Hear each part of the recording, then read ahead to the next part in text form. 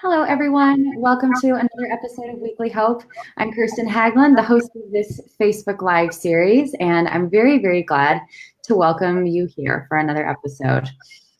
If you are new to this broadcast, you're signing on for the first time, or you're watching us on our YouTube channel, welcome. We're so glad that you've found us. To tell you a little bit about what we do here at Weekly Hope is we're a weekly show, and we invite guests to come on and we do interviews and talk about a wide range of different topics within the field of eating disorders and mental health. And we're fortunate enough to be able to bring on clinicians, experts, advocates, people with their own recovery journeys, authors, speakers, etc. We try to get a really wide range of people to give their insight and their wisdom. And then obviously this format is Facebook Live, so it's conversational, which we want to hear from you. So as you are signing on, please say hello in the comments. Let us know your name, bits of your story. Let us know where you're signing in from. Let us know your thoughts and comments throughout the broadcast. And of course, use this opportunity to ask your questions because I wish I am someone who recovers from an eating disorder myself, and I wish that I had had access to professionals and clinicians to be able to ask them my questions when I was struggling and in recovery. So I just want to encourage you that whenever something comes up on your heart or your mind and you want to share it, or you can ask our guests, to please feel free to do so. This is a completely safe, open space. No question is wrong. No question is stupid or silly at all. So feel free to share whatever is on your heart and mind. And already we've got someone. Jeff says hello. Hi, Jeff. It's great to see you here. A couple sessions ago, I asked our viewers about topics that were interesting to them or things that they might want us to cover on this show. And one that came up a couple times was depression and eating disorders. And so I took that suggestion to heart and wanted to discuss that with our guest today, who is a recurring guest. She's been on this show before, and she is not only a wealth of information, but she is also a really cool, kind person. And so we're very, very glad to welcome her back to the show to discuss co-occurring depression and eating disorders. So I would like to welcome Camille Williams. There she is on the other side of the screen. Hi, Camille. Hi. So, all right, so I'm just going to read a little bit of your bio here to let folks know where you are from and a little bit about your background and what you do in the field. So Camille Williams is the Eating Disorder Program Coordinator at Timberline Knolls Residential Treatment Center, which is outside of Chicago in Illinois. She supports the development of curriculum, supervises the eating disorder specialists, and provides group therapy. She also educates and trains all staff on campus and advocates for eating disorder awareness through publications as well. She does a ton of really, really great writing for Timberline Knolls, as well as for Eating Disorder Hope, and we've been very, very glad to feature some of her really excellent blogs and articles on our site as well. Camille started at TK as a behavioral health specialist, then transitioned into the eating disorder specialist role. She received a Bachelor of Arts degree in both psychology and sociology, then went on to earn a Master of Arts in Clinical Professional Psychology from Roosevelt University in Illinois. And Camille is also a member of the International Association of Eating Disorder Professionals. So Camille, welcome. Thank you. It's so great to have you back in 2019. Happy New Year. Yes, you as well. Thank you so much. Yeah. So first of all, you shared with me, in going back and forth a little bit about this topic, a really interesting statistic from the National Eating Disorders Association, that in a survey of women with eating disorders, as many as 92% of those reported also struggling with a depressive disorder, which is, 92% is obviously incredibly high. First, I'd love to know from you, why do you think the prevalence is so high? And then also it says struggle with a depressive disorder. Are there different kinds of depressive disorders? Yeah, absolutely. So I think, I actually wasn't surprised. 92% is a lot. And I wasn't surprised to hear that number because I think they really do go hand in hand. Even before the show today, I was reflecting a little bit further and how appetite is a pretty big symptom of any depressive disorder. People often notice changes in appetite So if that link is already connected to depression, then it could certainly impact food. And then, I think with an eating disorder, there can be a lot of anxiety and depression that kind of go along with it. So it's hard to know, like, did the depression come first or the eating disorder come first? Because I think they just really, unfortunately, work in tandem so much and really feed off of one another. And yeah, to talk about some of the different types of depression. So major depressive disorder is kind of the most common one that people talk about. So that is typically when somebody experiences depressive episodes. So this may last a couple weeks, a couple of months, and usually it kind of ebbs and flows. So there might be some periods of, some relief, and then it'll mostly kick back at some point. So they kind of have to continue to watch and monitor how they're feeling, how their symptoms are showing up, and maybe increasing or decreasing over time. And then there's also an adjustment disorder with depressive symptoms. So this would be for anybody who's experiencing some sort of significant life event. So maybe they had a loved one pass away, or they lost a job. So something that is maybe challenging in their life that they're having a hard time coping with, struggling with. It makes sense that anytime we have something happen in our lives, we're going to have some emotions about it and struggle initially to get through that. So adjustment disorders typically last like 6 to 9 months. Once it starts getting into like a year or more, that's when it might be more than just the adjustment disorder. So yeah, those are a couple of the different types. Yeah, that's really helpful. Can you describe what depression might feel like to someone who maybe doesn't know, or perhaps they're a loved one who's trying to support someone who's struggling with depression? Because I know that there's a lot of misconception and stigma surrounding depression. And I know that obviously with the spate of extremely public figures committing suicide over the last couple of years, this is a topic that has been in the public a lot more than it has been in the last, ever in history, probably.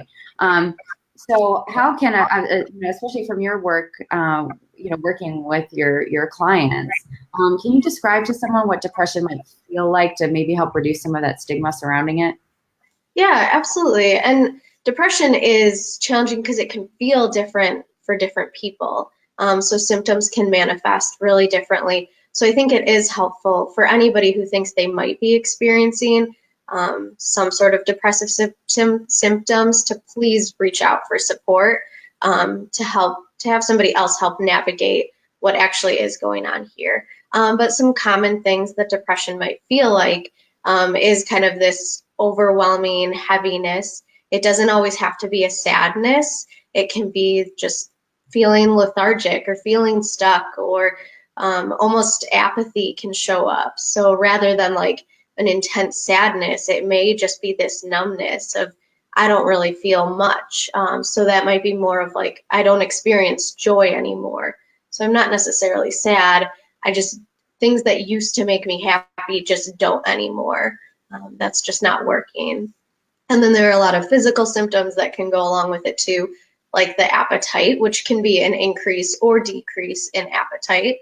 And then it can be having difficulty sleeping. Again, it can be increase in sleep or having difficulty sleeping. So yeah, there are a lot of different emotions that can show up with a depressive episode. I think it's so easy to focus on sad as the main emotion of depression. And it really oftentimes, I think, can be that just like numb and disconnection. Yeah. And do you think, and obviously this is probably a question that goes along with a lot of mental health issues that we talk about, but especially pertaining to adolescents, young adults, and college students, we've seen a lot of articles and a lot of research showing that this population in particular is seeing a rise in anxiety and depression and suicide rates. Do you think it's because we're more aware of it now and people are self-reporting more, they're talking about it, they're seeking help, which of course is probably a good thing? Or do you think it's a function, or do you think there's something about the culture or the environment where that is triggering depression more? Which, if you had to weigh the balance, which do you think it might be? That's a tough one to choose. I mean, I think it's both. Yeah, that's a really tough question. Yeah, it's always with these things, right? Because the more that society starts talking about them and people feel comfortable coming out, then so we'll see the general level or statistics number of people rising. But at the same time, it's like there are a lot of, at least I see, especially with working with digital media and social media and all that, which is great because we get to do things like this. But at the same time, social media has been the result of a lot of actually disconnection from our community, from other people, from building certain relationships. We know that the economy has an effect on people's sense of worth and well-being. Broken families, things like our communities have a real effect, So I am always just wondering, is there something about our culture, our society, the way it is, that is making people feel more vulnerable and more disconnected than ever? Absolutely. I definitely think that plays a really big factor, and I think starting to address those things early is helpful. So can we talk about what pressures do I feel from society? How much money do I feel like I need to make? How many hours a week do I feel like I need to be studying? Or what do I expect, my body to look like? So what are we like all those expectations are out there, and then what are we doing with it? Because if I'm taking all of that on and feeling like I've got to be perfect in all these areas, then of course I'm going to probably start to feel pretty disconnected from myself and from my life. And I'm going to have a harder time connecting with joy because I've just got so much pressure and so much I'm trying to do. Yeah. But at the same time, there is a kind of depression that is much more based on genetics and biology. Is that correct? Yeah, genetics plays a huge factor in it. And so I think the major depressive disorder would be more genetically based, where, somebody, may, do the best that they can and still end up struggling with depression. Yeah. So I'd love to talk a little bit more too about something you mentioned at the beginning, and that is, this interrelationship between eating disorders and depression. Which comes first? Does one cause the other? Appetite is so weaved into depressive symptoms. How does someone know which came first? And as a part of the treatment team, as you are, for so many individuals in recovery, is identifying a initial diagnosis, or a primary diagnosis as depression or eating disorder, how much does that really matter? Yeah, and I think it is so hard to tease the two of them out, because I think they do feed off of one another, and there's it's so cyclical, so it's hard to know which one came first. And I don't think it does really matter about a primary diagnosis. I think people might tend to put the eating disorder first because they may see that as life-threatening, and depression, like you talked about with suicide, is obviously pretty close in terms of life-threatening. I know eating disorders have the highest mortality rate, so that is still a fact that remains. But I think they really work off of one another, which is unfortunate, because actually somebody with an eating disorder might be using those behaviors to try to cope with their depression. So if somebody is feeling really down or has experienced that loss of joy, maybe they are turning to food for comfort. Oh, well, when I eat this, that feels really good. That makes me feel good.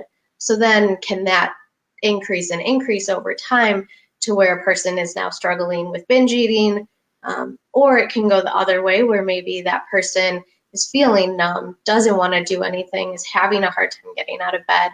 So it's just easier to not eat. And then does that continue on with more and more restricting patterns? And the unfortunate thing is that the more and more somebody engages in eating disorder behaviors to try to cope with their depression, most likely the worse their depression is going to get, because now they're not providing their body with the nutrients it needs to regulate just naturally and on its own. And they're probably starting to feel more miserable. Maybe they feel temporary relief from their behaviors, but overall, they're probably going to start feeling worse. So then obviously as the depression worsens, the ED behaviors worsen. And so that's how we get that pretty cyclical. Yeah. And what role does guilt and shame play in that as well? Because it's hard because you try so hard to make, especially like for people that are listening, and I see we've got some new people on here. So Sonia says hello. If you're just watching or signing on, please say hello. Let us know where you're signing in from. If you've got a thought, a question, a comment at any time, please ask. We'd love to hear from you. But it's really hard because I think you try, especially when trying to explain or talk about depression and eating disorders to people who haven't experienced it, you want to try to not make it all about feelings like guilt, shame, or sadness, because it's not that simple. But at the same time, guilt and shame really, really can exacerbate depressive symptoms, right?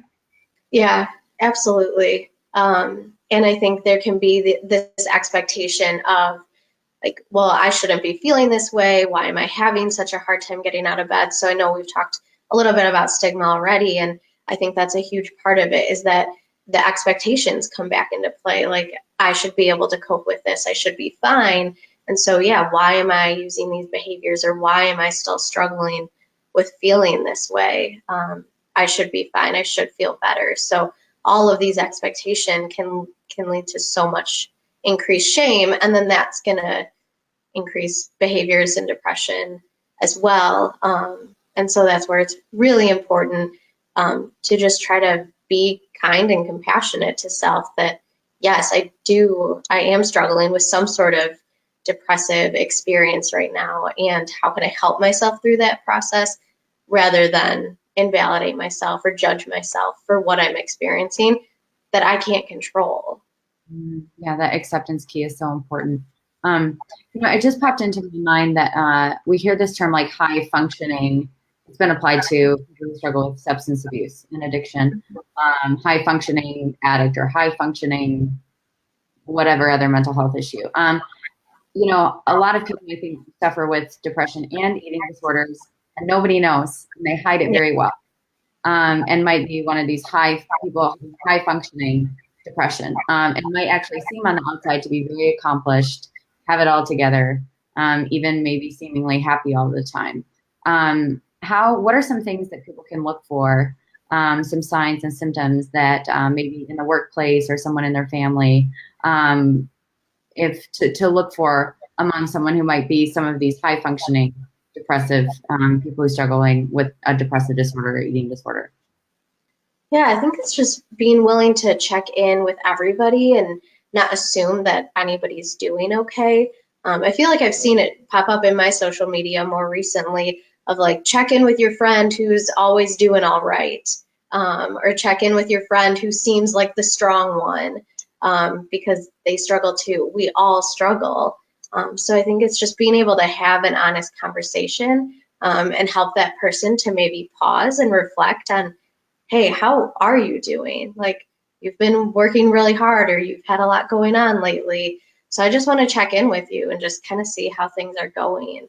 Because I think the tough part is that they might not even recognize that all this stuff is showing up for them. So helping them to pause and take a moment to reflect on, how am I actually doing and what do I really need, may help them to even notice what they might not even see yet.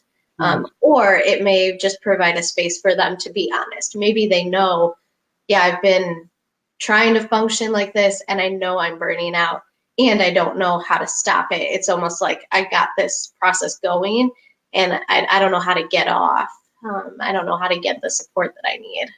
Yeah, that's awesome, and a really important reminder. And it just made me think, where is the line? If someone is watching this, maybe going, well, I noticed some of those things in my life, but well, no, I can still hold a job, or I can still be a mom or a dad or whatever it is. Where is that line between someone who might be struggling with the beginnings of maybe burnout at work or something, and actually like, no, I need to go to a therapist, to a psychologist, seek out a psychiatrist, and get help for this issue. Yeah, and regardless, I think it can be helpful to still check in with a therapist, just to kind of have somebody else, like an outsider, be able to help you observe it or help you to see what things are like. And then I think that line kind of falls, it's going to be different for every person. So it's about being able to have some like self checks of, when do I know that I'm reaching that burnout point? Is it when I start to get in more arguments with the people in my life? Is that when it's like, whoa, actually, like I'm really stressed and overwhelmed, and now it's starting to impact my relationships? So I probably need to look at what's going on and figure out where I can invite some self-care, slow down in some areas. So I think it's finding like, what are your signs or symptoms to having more of that burnout or just doing too much? Yeah. We've talked about self-compassion and acceptance before in our last episode, and it's something that you are so good at talking about. And I just posted in the comments an article that Camille wrote for us on shame and self-compassion. And I wanted to ask you, I'm sure this is probably something that you work with your clients on a regular basis, on working through shame and guilt. And we talked about the difference between those in our last episode, and you were so on about it. So I just want to encourage you guys, if you're watching, to go back here on look at our videos on our Facebook page, or go to our YouTube channel and watch Camille's former video. We talk about the difference between shame and guilt and how to work through those things in recovery. And I just posted the article there if you want to read it, by Camille. But what are some constructive coping mechanisms, skills, tools in the tool belt, so to speak, particularly as it relates to someone struggling with depression and their eating disorder, that people can work on cultivating, so that if, for example, they get out of recovery, they leave treatment, years down the road, it's an instance of what you described as adjustment disorder with depressive symptoms, and they feel like they're crashing. What can they do to make sure that depressive episode doesn't lead to relapse into an eating disorder? Yeah, I think my absolute favorite skill would probably be, I love dialectical behavioral therapy, so DBT skill would be the opposite to emotion action skill. And I think that works really well for both depression and an eating disorder. And perfectionists have to be a little cautious not to take it overboard. But it's just about setting a realistic goal or expectation of doing the opposite. So if my depression is causing me to want to stay in bed, can I get out of bed for 5 minutes? Can I get out of bed and make plans with one person today? Or just run one errand today? So what's that realistic expectation, rather than just giving in of like, yep, I don't feel well today, I'm just going to stay in bed all day. Okay, yes, that's how you feel, that's what you want to do. How can we try to do the opposite? Let's just do one small thing that's different. And same with the food piece. I don't want to eat, or I want to eat a whole gallon of ice cream. Okay, well, what can we do differently? How can we do the opposite or invite a different experience in? So if I'm not wanting to eat because of how I'm feeling, can I just take one bite, or can I have a snack just to start? Or if I'm really wanting comfort, like say that's what I get from a gallon of ice cream, what's another way that I can find comfort? How can I find that through a friend? Maybe I go out and get ice cream with a friend. That way it's not a gallon of ice cream, it's a cup of ice cream. Yeah, so good. I love that, like the action and doing the opposite. Really, really cool to counteract that voice. Last thing that I'd like to address with you is just the stigma of getting help, and like the stigma as it relates to medication for depression and eating disorders. And I know we talked about this, and you're like, that's not my area of expertise, medication per se. And it's not mine because I'm not a clinician. But I know there is a lot of, oh, Angela's got a question. Okay, hold on, Angela, just real quick. I just want to get the stigma question in. So there's a lot of stigma surrounding people who take medication, and the good and bad. There's extremely strong opinions. What can you say to someone who might be going down that path, might be considering seeking that out, as a way to just encourage them that it's not all evil? Yeah, absolutely. And I think that's so unfortunate that there is such a stigma with medication as it pertains to any sort of mental health or emotional needs, because we have no problem with medication when it's medically based. And depression is medically based, it's in the brain, it's biology. So it's unfortunate that we see those medications as so different. So I think that's one thing that I often encourage is, how do we see it as, okay, if I had, some sort of condition, say I had diabetes and I needed to take insulin, should I feel ashamed of that or have a stigma around needing to take insulin because that's what my body physically needs for me to function properly? No. And so I think, obviously, for anybody who's wanting to take medication or needs to take medication in order to have some relief, just to start to accept that for yourself, and hopefully the world can follow. It may take some time, but my hope is that eventually people will be able to see mental health is no different from medical stuff. It's all the same.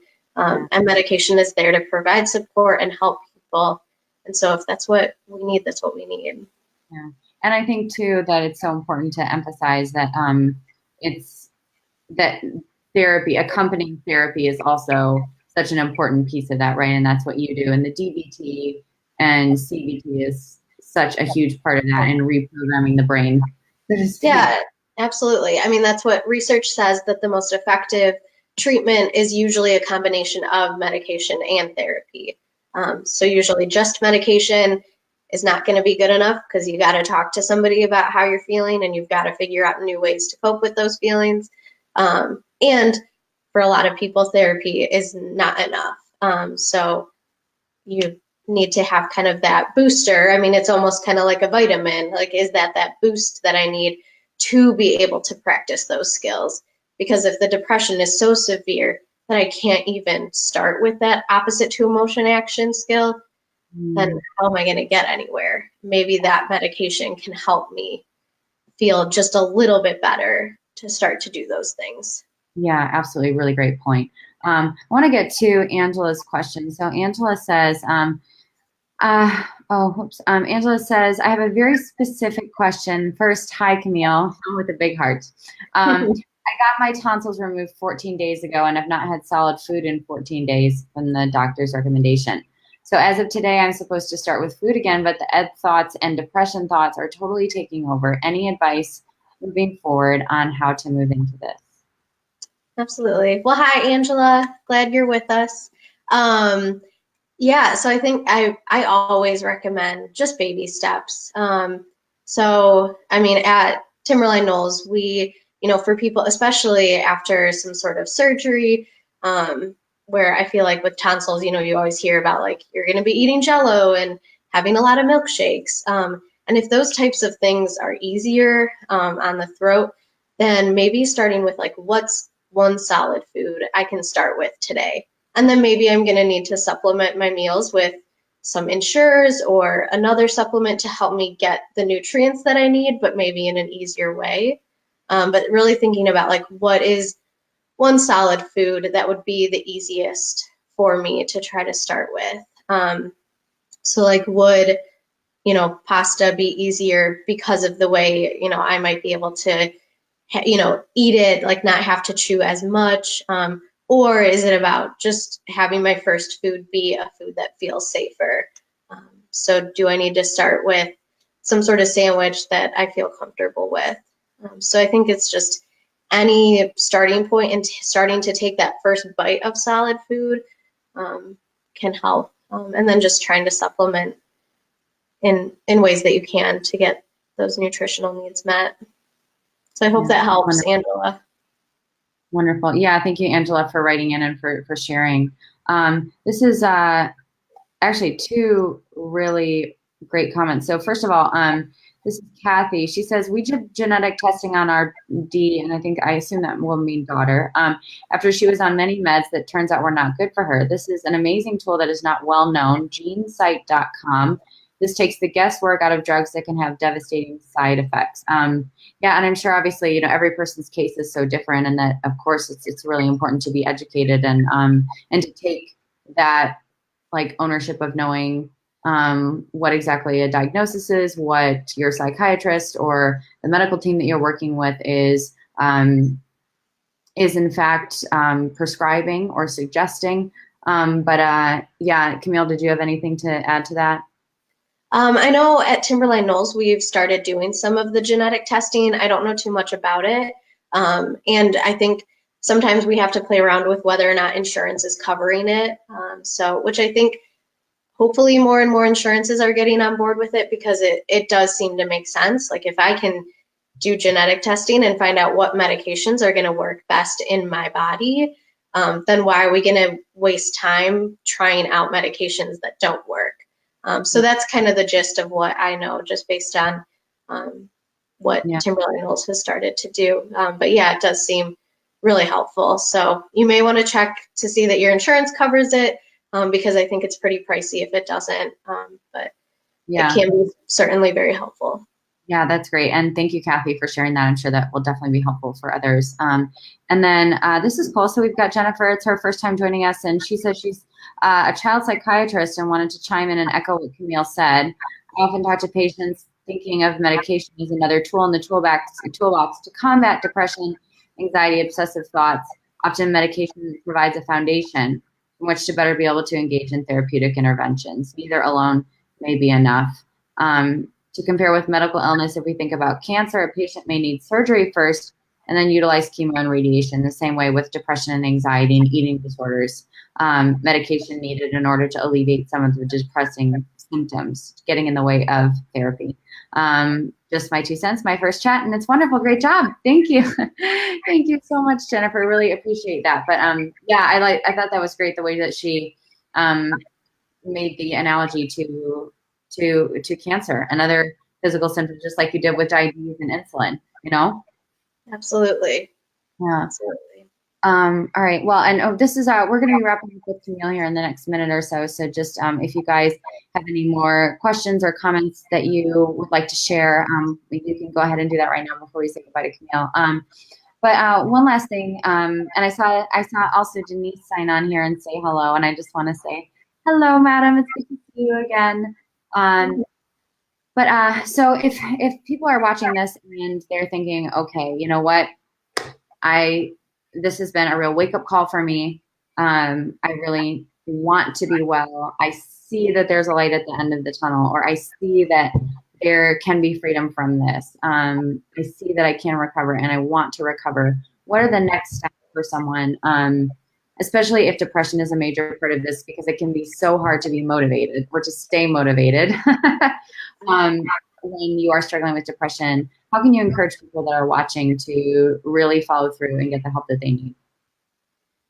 Yeah, I mean, I think it's finding the support system and then really setting those like realistic goals. So yeah, I mean, hopefully also finding a treatment team that's going to support you. So does it start with going to your doctor just to make sure everything's okay physically, and then getting some recommendations for a psychiatrist or a therapist?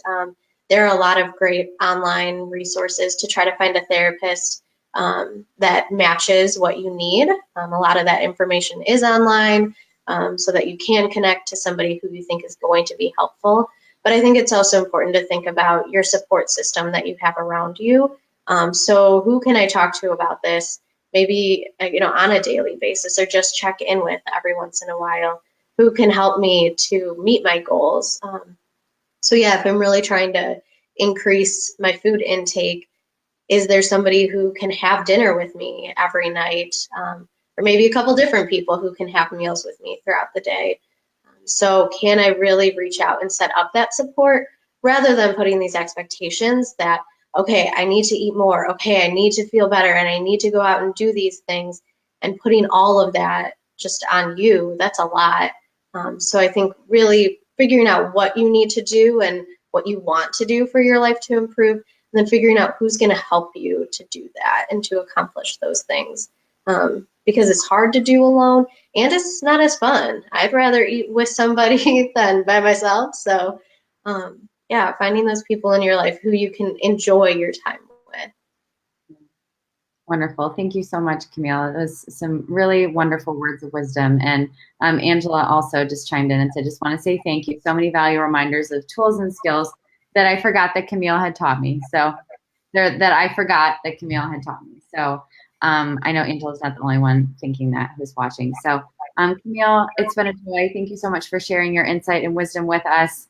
We really appreciate having you on the show, and we look forward to hopefully doing it again soon. Absolutely. Sounds wonderful. Thank you so much. All right. Thanks, Camille. Bye. All right, guys, just want to say thank you so much for tuning in. Thank you for the wonderful conversation in the comments. Thank you for those of you who joined us for the first time today. We're really, really glad that you were here and able to lend your voice. And just want to, again, highlight the fact that we posted some links in the comment section throughout to some of what Camille has written for Eating Disorder Hope, so that you can learn more from her on a couple different topics that she has covered for us. And also just want to encourage you, if you found something really meaningful in today's video and conversation, and you have a loved one or a family member or a friend who might be struggling with depression or an eating disorder or a combination of both, and you think something in here might be helpful for them, to please go ahead and share. In a day or two, this video is also going to be posted on our YouTube channel, so you can download the link there, as well as obviously here on our Facebook page. So wherever you are in the world today, tonight, I hope you have a wonderful day. Wishing you peace and joy and freedom as you continue on your recovery journey, and wherever you may be, or if you're supporting a loved one, to keep on going, and to thank you for being that rock and that support system that you need. So we are going to be back next week with another episode of Weekly Hope, Wednesday, January 23rd at 12 p.m. Eastern. So stay tuned to our social media feeds to find out more about that guest and topic. But for now, I will say goodbye and thank you, and we'll see you next week for another episode of Weekly Hope. All right, bye everyone.